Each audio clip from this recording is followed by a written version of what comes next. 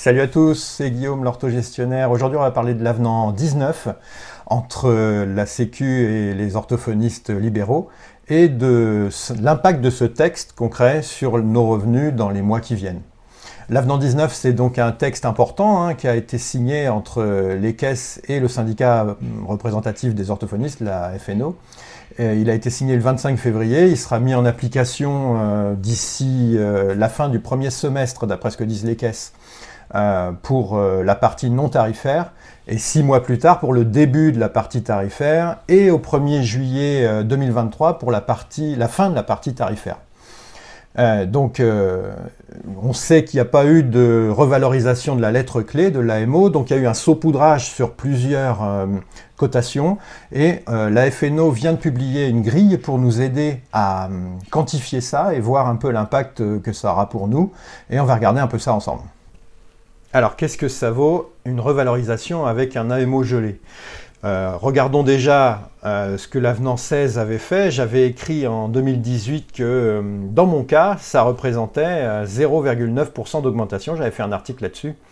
Et donc, c'était pas formidable, c'était en dessous de l'inflation ou aux alentours de l'inflation. Elle était entre 1 et 1,5% l'inflation à l'époque. Et évidemment, on n'est plus du tout dans ces conditions-là. Alors, il faut espérer que l'avenant 19 va nous emmener un peu plus loin. Et regardons donc du coup ce que la FNO nous présente comme grille pour évaluer ça. Voilà la page du calculateur. Alors, c'est une page qui est accessible uniquement aux adhérents du syndicat, dont je fais partie. Et voilà en dessous où on en est. Alors, je vais mettre quelques chiffres qui me paraissent assez bateaux, assez classiques. Je ne vais pas mettre les chiffres de chacun, évidemment, c'est pas possible. Je ne vais pas vous donner les miens non plus, parce que ce sont que les miens. Je vais essayer d'aller vers une moyenne et vous pourrez ajuster si vous avez accès avec vos propres paramètres. Mais regardons ce que ça donne sur une patientèle moyenne d'orthophonistes français. Commençons par mettre 45 semaines travaillées avec 5 semaines de congé et 2 semaines de jours fériés, plus les week-ends, en gros, avec les ponts, tout ça. Ça fait donc 7 semaines de non travaillées par an. Le chiffre d'affaires, je vais mettre 60 000. On est dans ces eaux-là, pas en bénéfice, en chiffre d'affaires. On était dans ces eaux-là avant la pandémie. Alors sur 60 000, divisé par 45 semaines, ça fait une recette par semaine de 1 333 €, donc par semaine. Là-dessus, on sait que l'AMO moyen des orthophonistes français, c'est en moyenne 13. Donc du coup, ça fait 41, c'est 1 333 €, ça fait 41 actes, 41 AMO 13 par semaine effectués, et on est bien dans les statistiques moyennes de la Sécu. 41 actes, c'est à peu près ce qu'il y a, parce qu'évidemment, la plupart des gens vont dire « bah oui, mais moi je fais plus que ça », mais il y a les périodes de vacances scolaires où on sait qu'on a beaucoup moins de monde que ça, et qui font chuter la moyenne. Donc, du coup, en moyenne, on va s'inspirer de ça sur 41 actes pour voir sur 41 combien on peut en faire en langage écrit, par exemple, combien on peut en faire en articulation, et c'est ça qu'on va aller saupoudrer dans la grille de la FNO. Voilà, donc revenons dans la grille. On repart donc sur nos 45 semaines travaillées et 60 000 € de chiffre d'affaires en 2019.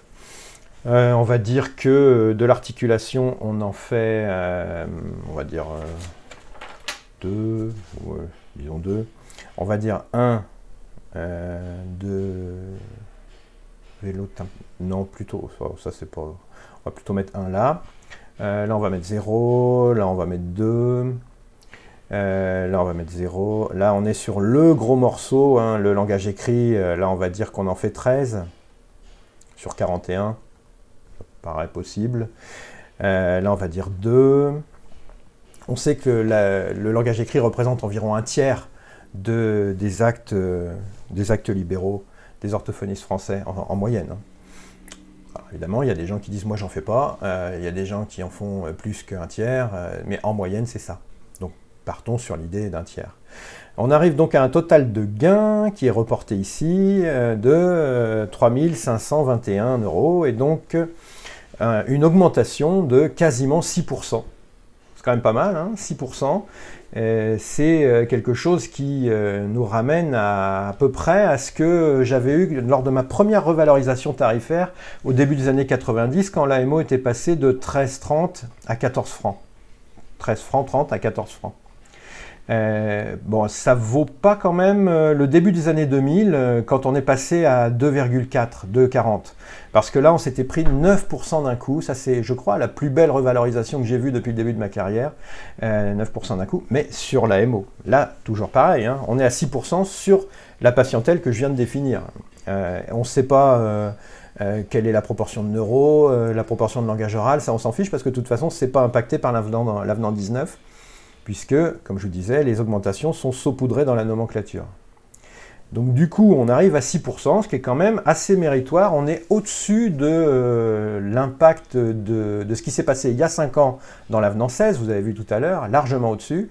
Et on est même au-dessus de ce qui s'est passé il y a 10 ans. Alors que l'AMO avait augmenté, on avait pris 4% à l'époque. 4%, et donc là, on est au-dessus si on a une patientèle de ce type-là. Donc c'est quand même pas mal, hein. Quelques bémols maintenant. Quelques bémols, puisqu'évidemment rien n'est rose. Rien n'est jamais tout rose. Le premier bémol, évidemment, c'est qu'il y a une partie de doigt mouillé dans cette évaluation, puisque vous ne faites pas la même proportion de langage écrit, par exemple, sur toute l'année. Ça varie. Donc il faut y aller, il faudrait faire une statistique affinée de ce qu'on a fait en 2019, de ce qu'on fait maintenant et de comparer. Enfin, il y a une part de doigt mouillé. C'est une évaluation vague qui donne un ordre d'idée. Voilà, c'est le terme que je cherchais. Donc deuxièmement, ça mélange 2019 et 2022, hein, puisqu'on vous parle d'une augmentation que vous allez avoir cette année, mais en se basant sur 2019, sur votre chiffre de 2019. Si vous travaillez moins ou plus qu'en 2019, il faut affiner le chiffre d'affaires dans la première case. Troisièmement, évidemment, le gros bémol de ce raisonnement, c'est l'inflation. Lors de l'avenant 16, l'inflation était aux alentours de 1%. Elle a tourné autour d'1% pendant une dizaine d'années après la crise des subprimes, l'inflation. C'était d'ailleurs même un problème. La Banque Centrale Européenne se demandait comment elle allait pouvoir faire remonter l'inflation. Et pour nous, c'était du pain béni, parce que quand on a des tarifs gelés, quasiment pas d'inflation, ça fait du bien, quoi. Mais évidemment, vous savez qu'on en est sorti et que même avant la guerre en Ukraine, on était pas loin de 4% en France et 6% sur la zone euro, parce qu'en France, on a créé des amortisseurs, notamment sur le prix du gaz, pour rendre l'inflation artificiellement plus basse. Et donc, on est à 4% à peu près actuellement. Il y a le bouclier sur le gaz, il y a un nouveau bouclier sur l'essence qui a été mis en place ce week-end. Donc, en fait, on tourne à 4% pour l'instant, mais on n'a aucune visibilité de ce qui va se passer dans les mois et a fortiori dans les années qui viennent. Donc, cette inflation-là va venir ronger le bénéfice de l'avenant 19 très rapidement, en fait, hein. En 2022, l'avenant 19 nous apportera quasiment rien, puisque la hausse sera à la fin de l'année, normalement. Donc, en 2022, on va se prendre moins 4% de pouvoir d'achat, quasiment. En 2023, là, on se prendra les plus 6% de hausse, qu'on vient de voir dans le simulateur de la FNO, moins 4%. Donc 2. Plus 2. 2023 sera une bonne année, a priori, si l'inflation reste à 4%. Imaginons qu'elle reste à 4% pendant les 5 années où la nomenclature ne bougera plus, puisque c'est tous les 5 ans les négociations de ce genre-là. Vous reprendrez moins 4% en 2024, moins 4% en 2025, et moins 4% en 2026. Et puis vous reprendrez aussi en 2027, puisque de toute façon, la prochaine négociation sera mise en application à la fin 2027. Donc voilà, vous avez une éclaircie qui va arriver l'année prochaine. Mais évidemment, ce moins 4% là, c'est encore du doigt mouillé, hein, puisqu'on ne sait pas du tout, on peut aller à plus 8, on n'en sait rien, hein. L'Estonie, en rythme annuel, tourne autour de 12% à l'heure actuelle, et ce n'est pas un pays du tiers-monde, l'Estonie, hein. c'est pas le Venezuela. Et donc, on n'en sait rien, en fait. On sait juste qu'on va avoir une éclaircie donc qui peut représenter 6%, vu que j'ai pas mis des évaluations délirantes tout à l'heure. Ce sera un peu plus si vous faites de la téléorthophonie, parce que je ne vous ai pas montré, il y a une part de téléorthophonie dans le simulateur de la FNO, mais le gros des troubles dans cette augmentation-là viendra évidemment du langage écrit pour la plupart des orthophonistes libéraux français.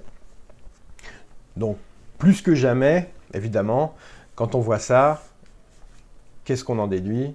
Ben, c'est qu'il faut vraiment des revenus annexes. Hein. Il faut se dépêcher, pendant qu'on ne peut encore le faire, de mettre en place des revenus annexes par l'épargne et par une activité secondaire éventuellement. Hein. Mais il va y avoir un moment où ça va coincer, quoi. Si l'inflation ne revient pas dans son lit traditionnel de 1%. L'objectif officiel de la BCE, c'est 2%, hein, la Banque Centrale Européenne, hein, 2%. Donc là, pour l'instant, ils ne réagissent pas du tout au retour de l'inflation parce qu'ils espèrent que ça va être momentané. Ce qu'il y a, c'est que la guerre en Ukraine accélère les choses.